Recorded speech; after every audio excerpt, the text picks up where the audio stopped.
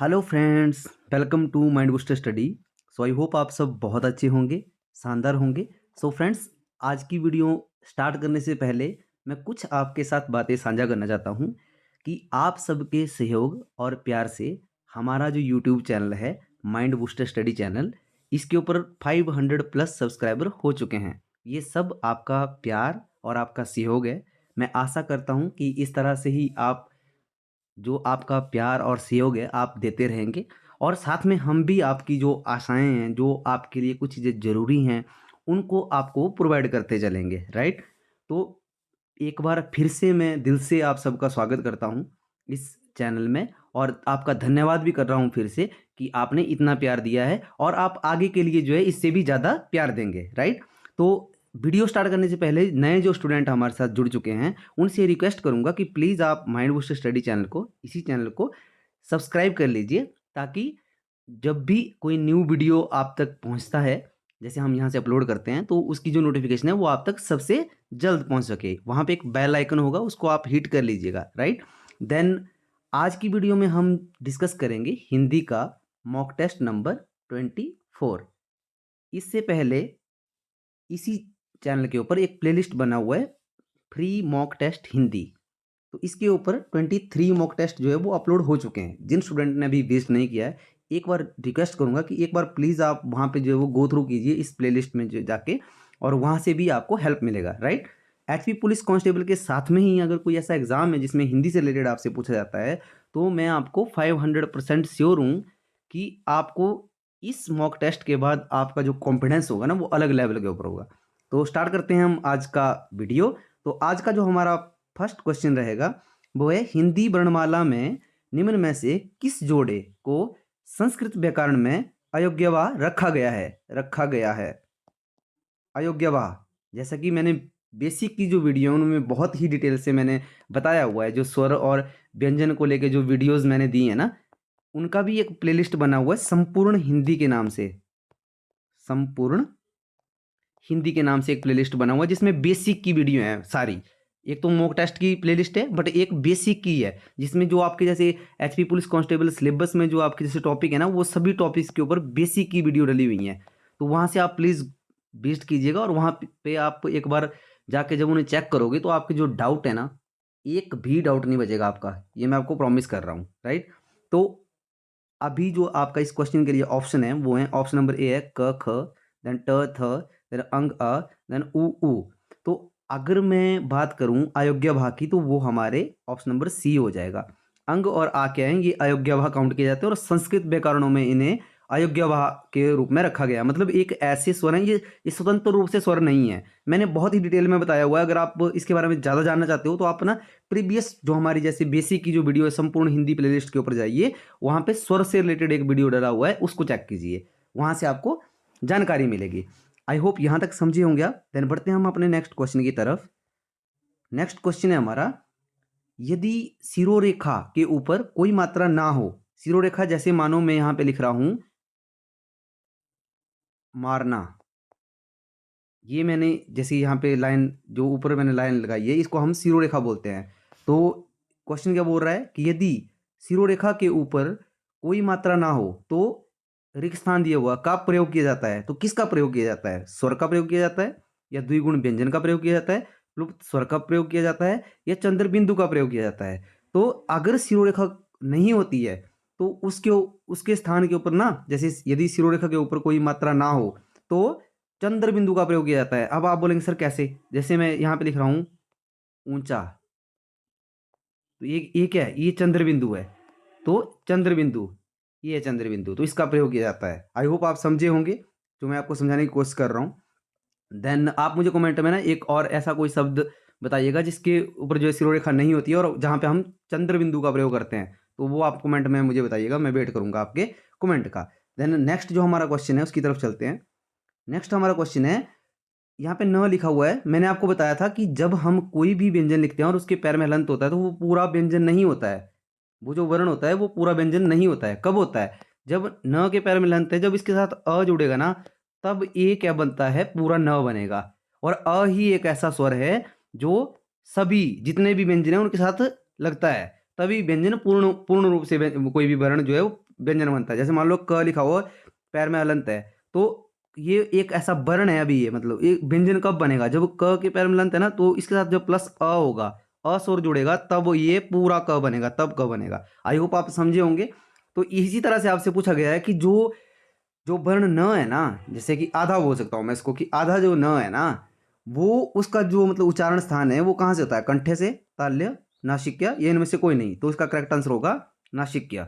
मतलब आप बोल के देखिए, जैसे आप बोलेंगे ना न बोलते हैं तो पूरा न जब हम बोलते हैं तो वो तो दंत के उसमें जाता है। और देखो न, जब हम आधा न उच्चारण करते हैं तो वो नासिक कैसे बोला जाता है। आई होप आप समझे होंगे।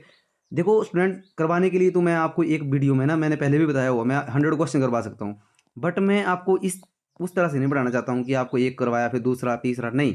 मैं आपको बेशक आपको 20 क्वेश्चन करवाऊंगा, बट उन 20 क्वेश्चन को एक तो उनका बेसिक भी आपको समझ आएगा, और बेसिक के साथ में हम जो 20 क्वेश्चन में हम जो कम से कम अप्रोक्स 50 क्वेश्चन जो है वो कवर करेंगे। ये मेरा मोटिव है कि 20 में से 20 लाने हैं हमें, बस 100%। और ये आपके आएंगे, ट्रस्ट मी। आप अच्छे से वीडियो को देखिए, ध्यान से वीडियो को देखिए, आपके 20 में से पूरे 20 आएंगे। देन नेक्स्ट हमारा क्वेश्चन है, अल्प विराम चिन्ह को पहचानो। अल्प विराम चिन्ह कौन सा है इन चिन्हों में? जैसे फर्स्ट चिन्ह ये दिया हुआ है, सेकंड ये दिया हुआ है, देन थर्ड ये है, देन लास्ट वन इज ये। तो आपका जो अल्प विराम है वो कौन सा चिन्ह है? तो ऑप्शन नंबर बी आपका करेक्ट आंसर हो जाएगा। हमारा जो अल्प विराम चिन्ह है वो ऑप्शन नंबर बी आपका करेक्ट आंसर है। आई होप समझे होंगे। देन बढ़ते हैं नेक्स्ट क्वेश्चन की तरफ। नेक्स्ट हमारा क्वेश्चन है, मृगधर का पर्यायवाची शब्द है। ऑप्शन नंबर ए है चंद्रमा, देन मयूर, देन चमक, देन राजिक। तो इसका जो करेक्ट आंसर हो जाएगा वो ऑप्शन नंबर ए आपका करेक्ट हो जाएगा। मृगधर का जो हमारा पर्यायवाची होगा वो क्या होगा? चंद्रमा। चंद्रमा इसका पर्यायवाची है। आप मुझे बताएंगे मयूर का पर्यायवाची कमेंट में, मैं वेट करूंगा। और साथ में मैंने बताया भी था आपको कि जो भी स्टूडेंट हमारे जैसे वीडियो में हम आपको कमेंट के लिए जो चीज़ें बताते हैं ना कि कमेंट कीजिएगा फीडबैक के लिए, जिनको क्वेश्चन को दिया जाता है आपको, अगर जो भी स्टूडेंट इस वीडियो में सभी क्वेश्चन को जो है कमेंट करेगा, उसको हमारा व्हाट्सएप लिंक भी है इसी चैनल के की डिस्क्रिप्शन में जाके देखिएगा। वहाँ पे उसको जो एक फ्री मॉक टेस्ट दिया जाएगा, फ्री मॉक दिया जाएगा उसको, आप वहाँ से ज्वाइन कर लीजिएगा। व्हाट्सएप का भी लिंक दिया गया है और टेलीग्राम का भी लिंक दिया गया है, तो आप ज्वाइन कर लीजिएगा। आपको फ्री में एक मॉक टेस्ट प्रोवाइड करवाया जाएगा हमारी टीम की तरफ से। देन नेक्स्ट हमारा क्वेश्चन है, निम्न में से उथला शब्द का विलोम है। उथला, समतल, छल्ला, गहरा या लचीला। तो इसका करेक्ट आंसर हो जाएगा ऑप्शन नंबर सी, गहरा। उथला का जो विलोम होगा, जो विपरीत होगा, विलोम माने विपरीत, तो जो विपरीत शब्द होगा वो क्या होगा? वो गहरा होगा। राइट, आई होप समझे होंगे आप। देन बढ़ते हैं हम नेक्स्ट क्वेश्चन की तरफ। नेक्स्ट क्वेश्चन है हमारा, इनमें से सही विलोम शब्द युग्म का युग्म कौन सा है? मतलब सही विलोम शब्द युग्म, युग्म माने पेयर, मतलब जो इस तरह से आपको दिया गया है, तो कौन सा इसमें ऐसा ऑप्शन है जो सही है बिल्कुल? आवरण का समांतर होता है, या उसर का उपजाऊ होता है, या नया का विधान होता है, या उदार का कठोर होता है। तो इसका जो करेक्ट आंसर हो जाएगा वो ऑप्शन नंबर बी हो जाएगा। उसर का जो विलोम होता है, विपरीत होता है, वो उपजाऊ होता है। देखो मैं आपको बताता हूँ, कई बार आपको ऑप्शन में क्या होगा कि जब ये उसर का दिया होता है ना, बहुत ही इंपॉर्टेंट क्वेश्चन है, उपजाऊ का ना आपको वहां पे सिंचाई भी दिया होता है कई बार, सिंचाई युक्त। एक आपको वहां पे दिया होगा कि सिंचाई के साथ में ही उपयोगी। राइट, तो आपने वो चीज़ें नहीं लेनी है, मतलब अपने दिमाग में सबसे पहले जब हम कभी भी कोई भी क्वेश्चन पढ़ते हैं ना, जब फर्स्ट टाइम हमने पढ़ लिया ना, वो हमारा जो माइंड होता है वो पिक्चर बना लेता है उस चीज़ की। तो उपजाऊ से आप ऐसे याद रखोगे, ऊ से स्टार्ट होगा, इसका जो विलोम होगा ऊ से स्टार्ट होगा, तो आपने इसको ऐसे ही याद करना है। होप यहाँ तक समझे होंगे आप। नेक्स्ट जो हमारा क्वेश्चन है वो है, जो व्याकरण व्याकरण अच्छी तरह जानता हो वाक्य के लिए एक शब्द है। बोलता जो व्याकरण की अच्छी नॉलेज रखता हो उसको क्या बोलते हैं हम? ज्ञानी, बुद्धिमानी, या व्याकरण, या व्याकरणी। तो ऑप्शन नंबर सी करेक्ट हो जाएगा इसका आंसर। व्याकरण जो है इसका करेक्ट आंसर होगा। जो व्याकरण की अच्छी समझ रखता है उसको हम व्याकरण बोलते हैं। होप आप समझे होंगे। देन नेक्स्ट हमारा क्वेश्चन है, नेक्स्ट क्वेश्चन है, तत्सम शब्द है, आप पहचानिए। क्षत्रिय, कान, 8, 10। देखो मैं बताता हूँ आपको, मैंने एक वीडियो दी है मैंने, अगर आप देखें प्रीवियस उसमें जाइएगा आप वीडियो, संपूर्ण हिंदी जो प्लेलिस्ट है, उसमें ही आपकी क्या है ये वीडियो डली हुई है। कौन सी? तत्सम और तद्भव को लेके, तत्सम और तद्भव को लेके। तो वहाँ पे मैंने आपको बताया है कि आपको कौन कौन से ऐसे व्यंजन है जो जब किसी शब्द में होते हैं तो वो क्या करते हैं, वो तत्सम शब्द ही होते हैं। जैसे यहाँ पे लिखा हुआ क्षत्रिय, तो ये ऑप्शन नंबर ए आपका करेक्ट आंसर हो जाएगा। तत्सम शब्द है। तत्सम शब्द कौन से होते हैं? तत्सम शब्द वो शब्द होते हैं जो संस्कृत भाषा से एज इट इज जो है वो हिंदी भाषा में ले आया, जिनको ले जाया गया है, मतलब उनमें कोई भी परिवर्तन नहीं किया गया है। जैसे मान लो क्षत्रिय लिखा हुआ है, तो क्षत्रिय संस्कृत में भी ऐसे लिखा होता है, उसको एज इट हिंदी में ले आया हम। मतलब जैसे जब हमारे जो जैसे व्याकरण के या हमारी हिंदी भाषा के जो विशेषज्ञ हैं, उन्होंने क्या किया कि कुछ शब्दों को उन्होंने एज इट इज जो है संस्कृत से हिंदी में ले आया है। ठीक है। अब जब उन्होंने जैसे संस्कृत के शब्दों को लाया, उसी तरह से जो तद्भव है ना, तद्भव एक बार यहाँ पे बता ही देता हूँ आपको। जो तद्भव है ना, तद्भव को भी कुछ विशेषज्ञों ने, जैसे हमारे विशेषज्ञ थे, उन्होंने लाया, बट तद्भव में क्या किया कि कुछ उसमें चीज़ों को मतलब परिवर्तन कर दिया शब्दों में। जैसे मान लो यहाँ पे 8 है, 8 एक क्या है अपने आप में, 8 एक तद्भव शब्द है, उसका जो तत्सम है वो अष्ट है। क्या है? अष्ट। और जैसे मान लो 10 है, 10 का क्या है? दसम। दसम, समझ रहे हो मेरी बात को? तो दसम क्या है? दसम एक तत्सम शब्द है, पर इसमें परिवर्तन क्या किया, इस स की जगह स सलजम की जगह स सेव, मतलब देखो ये था ना दसम में, तो 10 में क्या किया, इस स को ले आए वो, तो उसमें परिवर्तन किया। तो जब जिन शब्दों में परिवर्तन हुआ वो तद्भव है, और जिन शब्दों को एज इट इज वैसे ले आया गया है वो हमारे तत्सम शब्द है। आई होप आप समझे होंगे। अगर आपको और डिटेल में जानना है इसके बारे में, तो आप प्रीवियस जो वीडियो हमारी डली हुई है तत्सम और तद्भव को लेके, एक बार प्लीज गो थ्रू कीजिएगा, वहां पे आपका एक भी डाउट नहीं बचेगा। राइट। देन क्वेश्चन नंबर 10 है आपका, जिसने संकल्प कर रखा हो, मतलब संकल्प कर रखा हो, जिसने किसी भी चीज का संकल्प कर रखा हो के लिए एक शब्द है। ऑप्शन नंबर ए है क्लेवा, देन बी है कनिष्ठ, देन सी है कृत संकल्प, देन डी है कृतार्थ। देखो क्लेवा और कनिष्ठ तो ऐसे ही गलत हो गए। कृत संकल्प और कृतार्थ में कुछ मतलब जैसे आपको लग सकता है कि ये इन दोनों में से कोई हो सकता है, बट इसका जो करेक्ट आंसर होगा वो आप ऑप्शन नंबर सी आपका करेक्ट आंसर होगा। कृत संकल्प, इसको स्टार मार्क कर लीजिए। कृत संकल्प क्या है? करेक्ट आंसर है। किसके लिए? जिसने संकल्प कर रखा हो किसी भी चीज का। आप मुझे बताएंगे कृतार्थ का क्या मतलब होता है, ये आप कमेंट में मुझे बताएंगे। देन नेक्स्ट जो आपका क्वेश्चन है, नेक्स्ट क्वेश्चन है योगदान का समानार्थी नहीं है। अब देखो नहीं है आ गया यहाँ पे, ऐसा नहीं पूछा कि योगदान का समानार्थी क्या है, ये बोला कि नहीं है। तो ऑप्शन नंबर ए क्या है? योग दीक्षा, देन सहयोग, हित या उपरोक्त सभी। तो इसमें जो आपका करेक्ट आंसर हो जाएगा वो ऑप्शन नंबर सी आपका करेक्ट हो जाएगा। हित क्या है? हित जो है वो योगदान का समानार्थी नहीं है। क्यों? क्योंकि देखो योग दीक्षा भी सहयोग योगदान के उसमें आया, और सहयोग भी योगदान में ही आया। जैसे किसी का सहयोग कर रहे हो आप, तो योगदान दे रहे हो ना आप किसी चीज को उसके साथ करने के लिए। तो हित जो है, हित क्या है? हित एक पक्ष होता है। हित क्या है कि किसी के हित में, किसी के पक्ष में आपने जो कुछ बातें कही, तो किसी के हित में आपने कुछ बातें कही, तो हित क्या होगा? नहीं होगा, मतलब समानार्थी नहीं है। मैं फिर से रिपीट कर रहा हूं कि जब आपको इस तरह से क्वेश्चन पूछा जाता है, आपने बहुत ही केयरफुली अपने आंसर को जो है वो टिक करना है वहां पे। देन क्वेश्चन नंबर 12 है हमारा, निम्न में से एक शब्द रस, रस जो शब्द है इसका अनेकार्थी फिर से नहीं है। अनेकार्थी नहीं है क्या? पानी, स्वाद, रूप या पारा। तो इसका जो नहीं होगा अनेकार्थी वो पानी होगा। क्वेश्चन नंबर 12 का करेक्ट आंसर है ऑप्शन नंबर, सॉरी, इसमें क्या है? रस का अनेकार्थी नहीं है। अगर रस का अनेकार्थी नहीं है, ओके, तो आपका इसमें क्या होगा? इसमें पारा आपका करेक्ट होगा। देखो पानी, स्वाद और रूप, इसको हम रस में लेते हैं। ठीक है। तो आपका करेक्ट आंसर क्या हो जाएगा? ये आपके गलत हो जाएंगे, मतलब नहीं है पूछा है, तो करेक्ट आंसर आपका डी होगा। ऑप्शन नंबर डी आपका करेक्ट आंसर है। आई होप आप समझे होंगे। देन बढ़ते हैं हम नेक्स्ट क्वेश्चन की तरफ।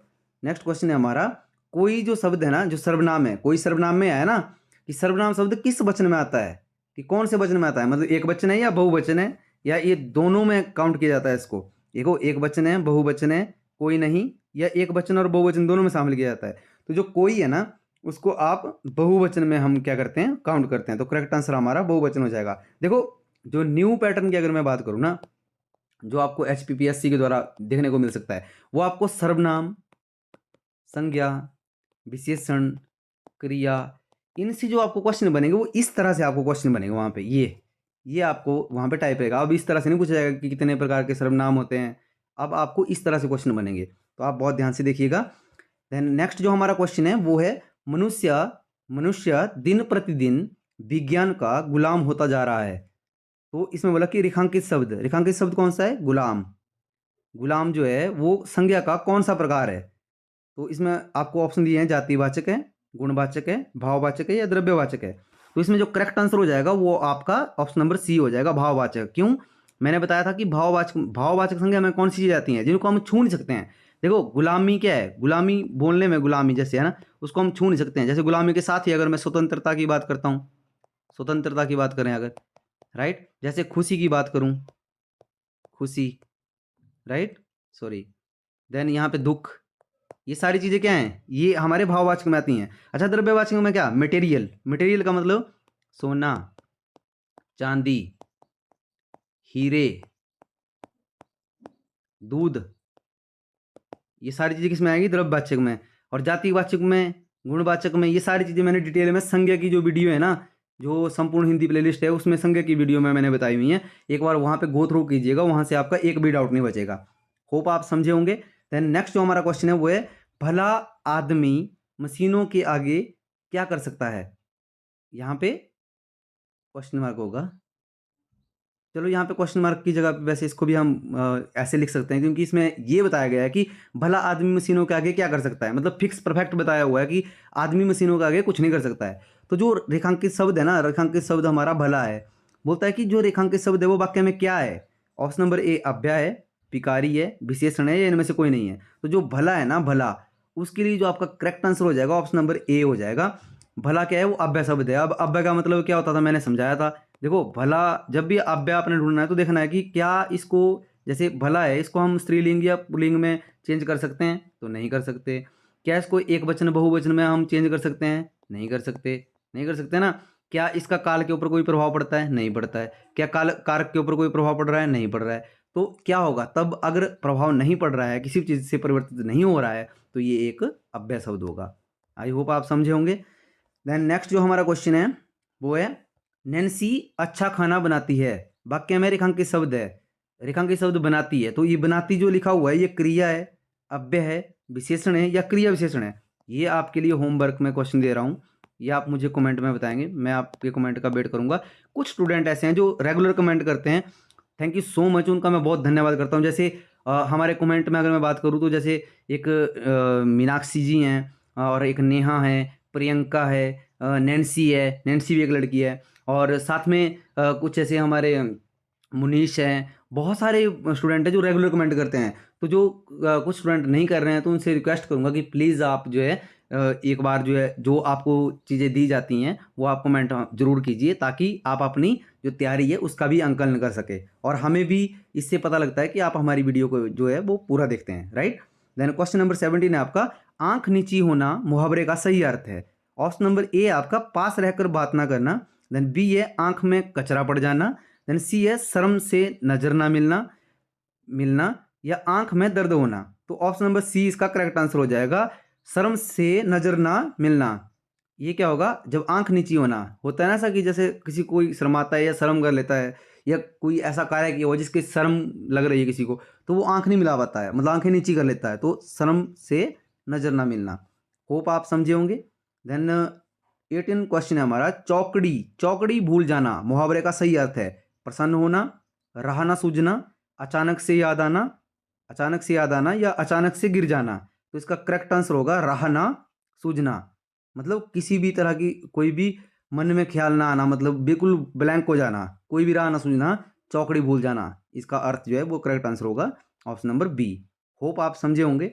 देखो आपको मैंने पहले भी बताया था कि आपको जो मैं क्वेश्चन करवाऊंगा ना, वो आपको इस तरह से करवाऊंगा कि जो क्वेश्चन आपने यहाँ पे कर लिया है ना मॉक टेस्ट में, उससे रिलेटेड अगर आपको किसी भी तरह से एग्जामिनर फंसाने की कोशिश करता है तो वो फेल हो जाएगा, वो आपको फंसा नहीं सकेगा। मतलब आपको एक राइट अप्रोच दी है मैंने हर एक चीज़ को लेके। मैं, ये वीडियो थोड़ा लंबा भी हो जाता है, 20 मिनट का वीडियो हो जाता है आपका वैसे, और अगर मैं बात करूँ तो इन 20 क्वेश्चन के लिए जो है वो 15 मिनट इनफ है। बट मैं चाहता हूँ कि आपको मैं उस तरह से ना पढ़ाऊँ कि आपको ऊपर ऊपर से पढ़ें और फिर भूल जाएं। जो आप एक बार पढ़ लें वो लाइफ टाइम के लिए आपके साथ चलना चाहिए, तब उस पढ़ने का भी फायदा है और पढ़ाने का भी फायदा है। देन क्वेश्चन की तरफ चलते हैं, काटो तो खून नहीं के लिए सही लोकिति है। तो ऑप्शन है आपके पास, जो कटे तो खून ना आए, काटने पर खून नहीं निकलता, या दोस्त के साथ विश्वासघात करना, या भय के कारण स्तब्ध हो जाना। ये बोल रहा है देखो, काटो तो खून नहीं, तो इसका जो करेक्ट आंसर होगा आपका ऑप्शन नंबर डी का करेक्ट हो जाएगा।